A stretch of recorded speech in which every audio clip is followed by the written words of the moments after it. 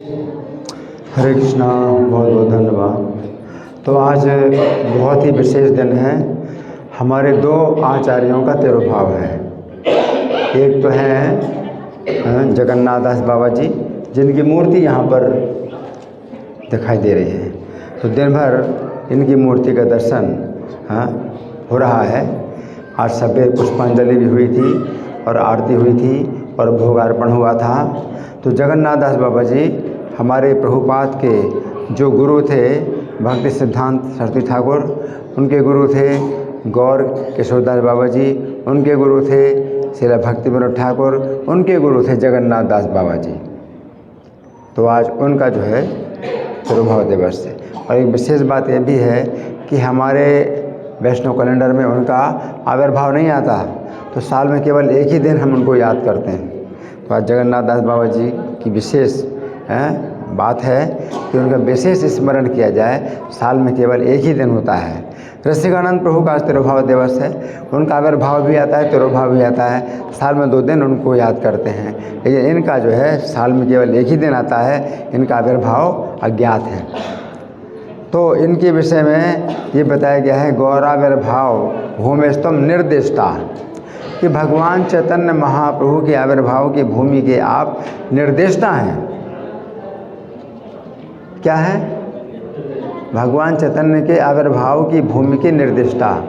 भगवान चैतन्य के इनसे पहले भगवान चैतन्य के जन्म स्थान का जो है कुछ पता नहीं था, और कई लोगों ने अपने अपने घरों में चैतन्य महाप्रभु जन्म स्थान बना लिया था। क्यों बना लिया था? उनका व्यापार चलता था। तो कोई दर्शनार्थी अगर जाए तो यहाँ कहते हैं यहाँ है चैतन्य महाप्रभु जन्मभूमि, यहाँ पैसे चढ़ाओ। दूसरा बोलता है इधर जन्मभूमि है, यहाँ पैसे चढ़ाओ। तो इस तरह से जो दर्शनार्थी है वो भ्रांत हो जाता था कि भाई कहाँ जन्मभूमि है भगवान चैतन्य की, इधर है या इधर है। ये कह रहे इधर है, ये कह रहे इधर है, कहाँ जाएं कहाँ ना है। तो भक्ति विनोद ठाकुर ने चैतन्य महाप्रभु जन्मभूमि का जो पता लगाया वो बहुत से प्रमाणों के आधार पर पता लगाया। ऐतिहासिक प्रमाण, शास्त्रीय प्रमाण, कई प्रकार से पता लगाया कि चैतन्य महाप्रभु के असली जन्मभूमि ये है, जो कि किसी को पता नहीं थी और अलग अलग स्थानों में जन्मभूमि घोषित कर रहे थे। तो उस जन्मभूमि का पता उन्होंने लगाया, लेकिन फिर एक और भी प्रमाण की आवश्यकता थी, और वो क्या है? महापुरुष का प्रमाण। तो जगन्नाथ दास बाबा जी जो है अगर के द्वारा अगर प्रमाणित हो जाए तो फिर सब लोग जो है उसको मानेंगे। तो श्रेष्ठ पुरुष यद्यद आचरति श्रेष्ठ तत्तदेवे तरोजना सयत प्रमाणम कुरुते लोकस्तदनुवर्तते। श्रेष्ठ व्यक्ति जैसा आचरण करे सामान्य लोग उसी प्रकार चलते हैं, और जो जिस बात को प्रमाणित करे लोग उसी को मानते हैं। तो जगन्नाथ दास बाबा जी महाराज जो है ये वैष्णवों के मुकुटमणि थे। वैष्णव सार्वभौम उनको कहा जाता था। तो वृंदावन के भी जो वैष्णव हैं उनके भी मुकुटमणि थे, और जगन्नाथपुरी में रहने वाले जो भक्त थे उनके भी मुकुटमणि थे, और नवद्वीप में रहने वाले भक्तों के भी मुकुटमणि थे। सबसे ज़्यादा उनका जो है सम्मान था। तो भक्ति विनोद ठाकुर इस बात को प्रमाणित करने के लिए जगन्नाथ दास बाबा जी महाराज को उन्होंने कुछ नहीं बताया। भक्ति विनोद ठाकुर ने जगन्नाथ दास बाबा जी को महाराज को कुछ नहीं बताया कि कौन सी भूमि चैतन्य महाप्रभु जन्म स्थान की है। उनको जो है अपने कंधे में वो ले गए थे, एक टोकरी में रखे, और वो उकड़ू बैठते थे। उस समय 142 साल की उम्र थी उनकी। कितनी थी? 142 साल की उम्र थी। और जैसे प्रभु जी ने बताया कि आँखों के जो पलकें हैं ना वो पूरी मतलब झूल गई थी कि आँखों में पर्दा पड़ गया था, तो कुछ दिखाई नहीं पड़ रहा है। अब सोचिए कि मतलब ये है परीक्षा, कितनी बड़ी परीक्षा है। चैतन्य महाप्रभु जन्मभूमि की परीक्षा करने के लिए इनको ले गए, और भक्ति विनोद ठाकुर जो है अनेक स्थानों में लेके गए, लेकिन जैसे उस स्थान में आए जो भक्ति विनोद ठाकुर ने निश्चित किया था, उस स्थान में जैसे आए है ना, देखो आंखों से कुछ नहीं दिखाई पड़ रहा है। आंखों से कुछ नहीं दिखाई पड़ रहा है, उस स्थान में आए और तुरंत टोकरी से जो है 4 फुट उछल करके और जो है मतलब नाचने लगे और उनका शरीर में कंपन शुरू हो गया कि यही है जन्मभूमि, यही है जन्मभूमि। इस प्रकार से जो है वो पुष्टिकरण करने लगे। इस प्रकार से पुष्टिकरण हुआ। सोचिए तो ये मतलब ये कैसे हुआ? भगवान चैतन्य की जन्मभूमि, उसमें तो भगवान चैतन्य महाप्रभु की शक्ति है, चुंबक की शक्ति है। तो चुंबक की शक्ति जो है आकर्षित करती है किसको? जो शुद्ध लोहा हो। लोहे में जो मिलावट होती है तो चुंबक के द्वारा आकर्षित नहीं होता लोहा। तो ये जो है क्या है? शुद्ध लोहा। जगन्नाथ दास बाबा जी शुद्ध लोहा और चैतन्य महाप्रभु जन्म स्थान चुंबक। तो जैसे ही शुद्ध लोहा चुंबक के क्षेत्र में आ गया तो तुरंत क्या हो गया? उछल कूद करने लगा। तो जगन्नाथ दास बाबा जी महाराज ने मतलब इसको जो है जब प्रमाणित किया तो फिर जो है सबके द्वारा ये प्रमाणित हो गया। तो जगन्नाथ दास बाबा जी के बारे में जो है कुछ मैंने चर्चा की है और कुछ और घटना है। आज के दिन उन्होंने शरीर छोड़ा था जगन्नाथ दास बाबा जी ने। तो 4-5 दिन पहले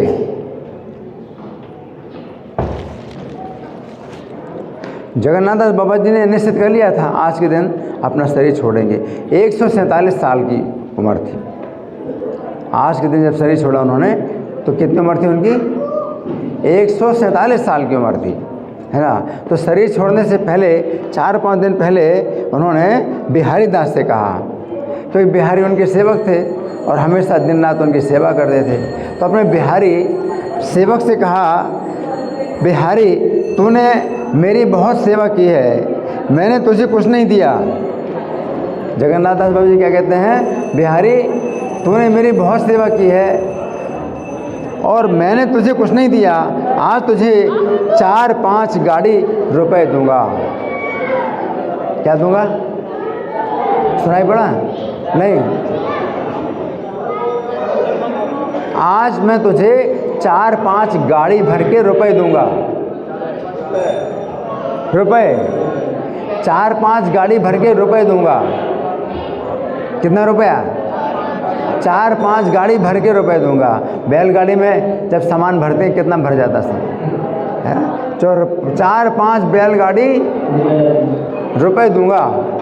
जगन्नाथ दास बाबा जी ने कहा, तूने मेरी बहुत सेवा की है, मैंने तुझे कुछ नहीं दिया, अब मैं तुझे 4-5 गाड़ी रुपए दूंगा। बिहारी दास ने मन में सोचा, इनकी पूरी संपत्ति एक टूटा कमंडल है।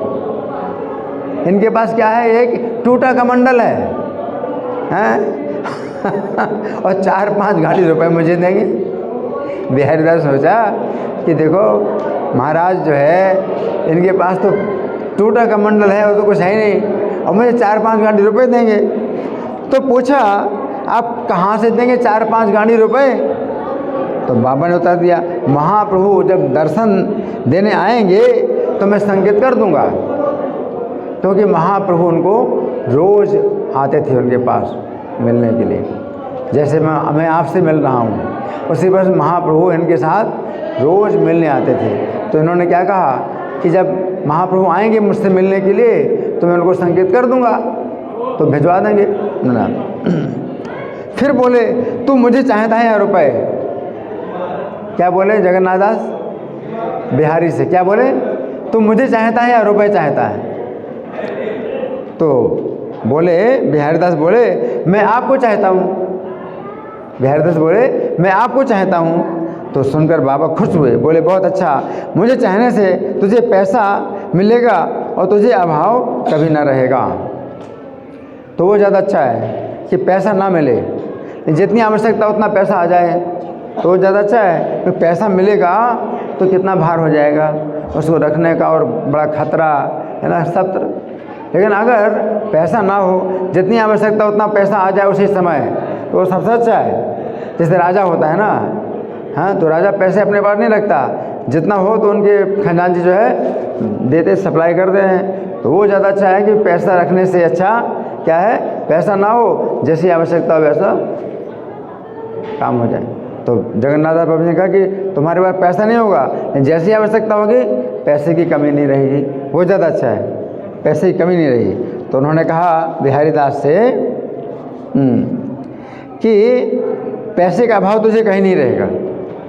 वही सबसे अच्छा है कि पैसे का अभाव ना हो, है ना।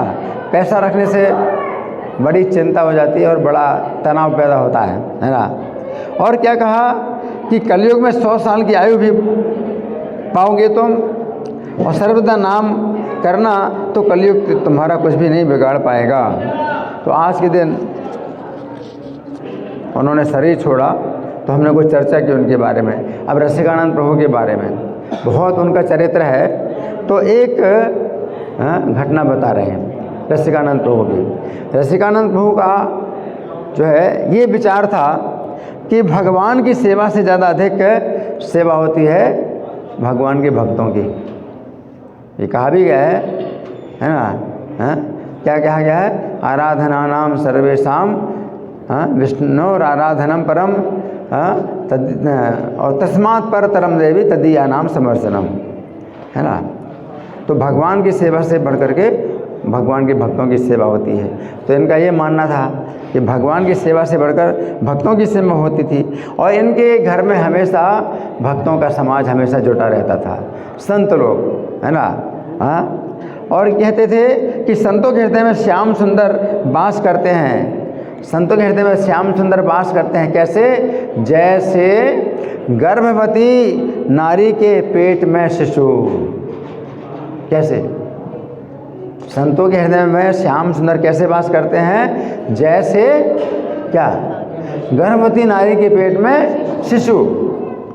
तो गर्भवती को भोजन देने पर वो गर्भवती भी संतुष्ट होती है और उसके उदर में रहने वाला शिशु भी संतुष्ट होता है, ठीक है ना। तो संतों की सेवा से, भक्तों की सेवा से क्या होता है? भक्त भी प्रसन्न होते हैं और भगवान भी, उनको भी पोषण मिलता है। तो 2 in 1 तो वो ज़्यादा अच्छा है। इस प्रकार वैष्णवों की सेवा से वे पुष्ट संतुष्ट होते हैं, उनके हृदय में वास करने वाले श्री हरि भी संतुष्ट हो जाते हैं, है ना। अब क्या करते थे ये जो है अपने घर में संतों के चरण धो धो करके संत चरणामृत से घड़े भर करके सिंहासन पर विराजमान करते थे और आरती पूजा करते थे। इनके घर में भगवान का मंदिर नहीं था।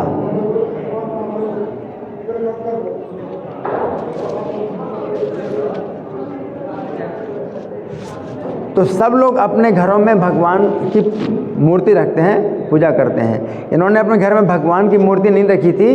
क्या रखे थे? संतों के चरणामृत से भरे घड़े, उनकी आरती पूजा करते थे। संतों के चरणामृत, है ना। और एक दिन आपके यहाँ भंडारे में अनेक संतों ने प्रसाद पाया। भंडारा किया तो बहुत संतों ने प्रसाद पाया। एक शिष्य इनकी आज्ञा पाकर सब संतों का चरणामृत एक पात्र में भर करके ले आया। आज्ञा दी, भोजन के बाद क्या? सब वैष्णवों के चरणों का वह धोवन एक बर्तन में भर के लाओ। सबके, है ना, हर भक्त के चरण को जो है रख करके और नीचे बर्तन लगा करके ऊपर से पानी डाला। इस तरह सब भक्तों का जो है चरणामृत एक बर्तन में लेके आओ। अपने शिष्य को आदेश दिया। तो क्या हुआ? शिष्य इनकी आज्ञा पाकर सब संतों का चरणामृत एक पात्र में भरकर ले आया, मुंह में डाला। वो मुंह में डाला और बोले, आज इसमें पहले जैसा स्वाद नहीं है, लगता है किसी संत का चरण जल रह गया है। स्वाद से पता चल गया कि इसमें वैसा स्वाद नहीं है, लगता है किसी संत का चरणामृत रह गया। तो जब जोर देकर शिष्य से पूछा, वो कहता नहीं महाराज, मैंने सबका लिया। नहीं, बताओ, सच बताओ। बहुत जोर दिया तो उसने डरते हुए कहा, एक कोढ़ी संत का मैंने चरणामृत नहीं लिया। डर करके बोला, एक कोढ़ी संत का मैंने चरणामृत नहीं लिया, है ना। तब इन्होंने उस कोढ़ी संत का भी चरणामृत मंगाया और पूरे परिवार सहित पान किया, उसको पिया, है ना, और परम आनंदित हो उठे। वास्तव में भगवान ही इनकी परीक्षा लेने के लिए कोढ़ी के रूप में आए थे। हरि बोल। भगवान ही आए थे इनकी परीक्षा लेने के लिए, कोढ़ी के रूप में आए थे। इस प्रकार आपने अनेक रोगियों के रोग संत चरणामृत से दूर किए। सांप से डसे हुए बालक के मुंह में उसे देख करके जीवन दान किया। सांप से डसा बालक मर गया था, उसके मुंह में डाला, उसको भी जीवित कर दिया। अनेक रोगियों के रोग भी दूर कर देते। तो इस रसिकानंद प्रभु की जो है ऐसी महिमा है ना। तो आज जो है ये दो महान वैष्णव आचार्यों का जो है तिरुभाव दिवस बहुत है। आज उनकी कृपा का द्वार खुला है। ऐसे दिनों में जो है इन वैष्णवों की कृपा का द्वार सीधे खुला रहता है कि आप सीधे प्राप्त कर सकते हैं, है ना। तो आज जो है इनकी ऐसी कृपा का द्वार खुला है, इसलिए हमने भी सुना और आपको भी सुनाया, ठीक है ना। तो ये जो है हमेशा सुनना चाहिए, हमेशा सुनाना चाहिए, लेकिन जिस दिन इनका आविर्भाव या तिरुभाव होता है उस दिन विशेष कृपा प्राप्त होती है। श्री रसिकानंद प्रभु तिरुभाव तिथि महामहोत्सव की, श्रीला जगन्नाथ दास बाबा जी तिरुभाव तिथि महामहोत्सव की, श्रील प्रभुपाद की। हरे कृष्णा।